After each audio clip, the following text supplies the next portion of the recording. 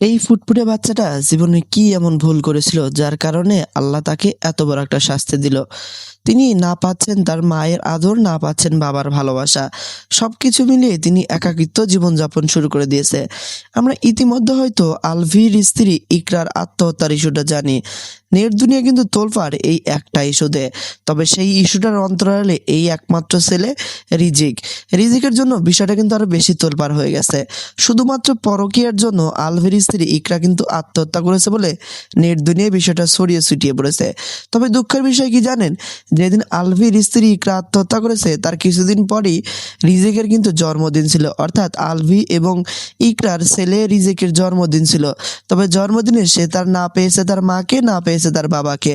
ইতিমধ্যেই হয়তো আপনারা বিষয়টা জানেন যে ইকরার আত্মহত্যার ইস্যুটা নিয়ে আলভির বিরুদ্ধে কিন্তু বিভিন্ন অভিযোগ কিন্তু উঠে এসেছে, যার কারণে আলভি কিন্তু দেশে আসতে পারতেছে না। তিনি নাটকের শুটিংয়ের কাজে বলে নেপালে গিয়েছিলেন এবং নেপাল থেকে কিন্তু তিনি ফিরতে পারছেন না শুধুমাত্র একটা ইস্যুতে।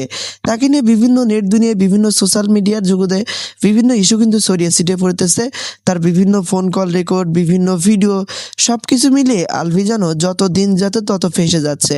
তবে আলভির স্ত্রী ইকরা শুধুমাত্র আলভির পরকীয়ার জন্য আত্মহত্যা করেছে বলে নেটিজেনরা দাবি করতেছে। আর এইদিকে এই ফুটফুটে বাচ্চা কিভাবে জীবনযাপন করতেছে তা আসলে বড়ই দুর্ভাগ্যের বিষয়।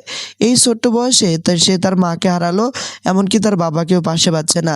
সে শুধু তার নানা নানির কাছেই রয়েছেন। তবে আলভির এই বাচ্চার ভবিষ্যৎ কি হবে? শুধুমাত্র বাবা মায়ের ভালোবাসা পেলেই সন্তানের জীবনটা সুন্দর হয়, আমরা প্রত্যেকেই জানি।